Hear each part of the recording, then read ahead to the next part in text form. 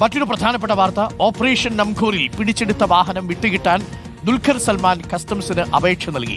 Land rover defender വിട്ടു നൽകണമെന്നാണ് ആവശ്യം. ദുൽഖറിന്റെ ആവശ്യത്തിൽ കസ്റ്റംസ് ഉടൻ തീരുമാനമെടുക്കും.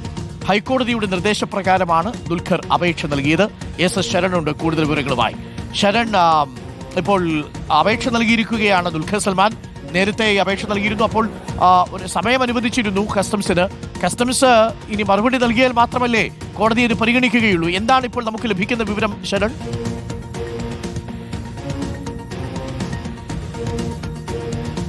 അരുൺകുമാർ, അതായത് നേരത്തെ ഭൂട്ടാനിൽ നിന്ന് നികുതി വെട്ടിച്ച് കടത്തിയ വാഹനങ്ങളാണെന്ന കണ്ടെത്തലിന്റെ അടിസ്ഥാനത്തിലാണ് നടൻ ദുൽഖർ സൽമാന്റെ 3 വാഹനങ്ങൾ കസ്റ്റംസ് പിടിച്ചെടുത്തിരുന്നത്. അതിൽ ലാൻഡ് റോവർ ഡിഫൻഡർ തിരികെ വേണം, വിട്ടു നൽകണമെന്ന് ആവശ്യപ്പെട്ടുകൊണ്ടാണ് അദ്ദേഹം ഹൈക്കോടതിയെ സമീപിച്ചത്. അപ്പോൾ ഹൈക്കോടതി എടുത്തിരുന്ന സ്റ്റാൻഡ് ദുൽഖർ സൽമാന്റെ ഈ അപേക്ഷ കസ്റ്റംസ് പരിഗണിക്കണമെന്നുള്ളതാണ്. ഇതിൽ 10 ദിവസത്തിനുള്ളിൽ തീരുമാനമെടുക്കണമെന്നുള്ള നിർദ്ദേശം കൂടിയാണ് ഹൈക്കോടതി കസ്റ്റംസിന് നൽകിയിരുന്നത്. അതിന്റെ അടിസ്ഥാനത്തിലാണ് കഴിഞ്ഞ വെള്ളിയാഴ്ച വൈകിട്ട് ദുൽഖർ സൽമാൻ അഭിഭാഷകൻ മുഖേന അപേക്ഷ നൽകിയിരിക്കുന്നത്. ഇനി അപേക്ഷയിൽ തീരുമാനമെടുക്കേണ്ടത് കസ്റ്റംസിന്റെ അപ്പലേറ്റ് അതോറിറ്റിയായ അഡീഷണൽ കമ്മീഷണറാണ്. അദ്ദേഹം 10 ദിവസത്തിനുള്ളിൽ തീരുമാനമെടുക്കണം എന്നുള്ള നിർദ്ദേശം ഹൈക്കോടതിയുടെ ഭാഗത്തുനിന്നുണ്ടായ സാഹചര്യത്തിൽ വൈകാതെ തന്നെ അദ്ദേഹം തീരുമാനമെടുക്കുമെന്നുള്ളതാണ് നമ്മൾ മനസ്സിലാക്കുന്നത്. ഇതിൽ 2 ഓപ്ഷനാണ്.